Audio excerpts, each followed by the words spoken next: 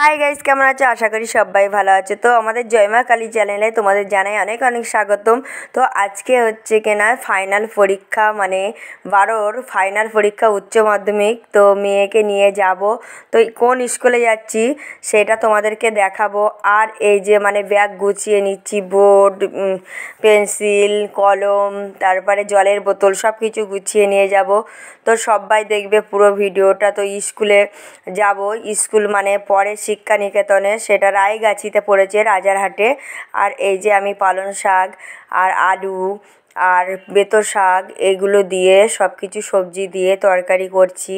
তো যাব স্কুলে। তো দেখি খুবই টেনশানে আছি। তো তোমার দাদাভাইয়ের শরীরটাও খারাপ, মানে এত টেনশানে ঠিক সময় ঠিক মতো শর্ট ভিডিওগুলো দিতে পারছি না। তো তোমরা যে ভিডিওগুলো আছে ওইগুলো দেখো, আর আমার বড় ভিডিওগুলো অবশ্যই দেখবে।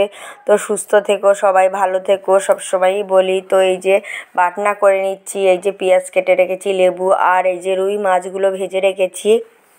তো এইগুলো রান্না বান্না করে তারপরে তো যেতে হবে। আমি একাই সকাল একদম ফার্স্ট সকালে উঠেছি, মানে রাত 4টের সময় উঠেছি। সকাল সকাল তো বার হতে হবে। তো 7টার দিকে বার হব, তার আগে রান্না করছি এই যে মাছের ডিম দিয়ে পালং শাক দিয়ে তরকারি, আর করব মাছের ঝাল। মানে না করলে তো কিছুই খাওয়া হবে না। তো ভালো থেকো, সুস্থ থেকো, সবাই খেতে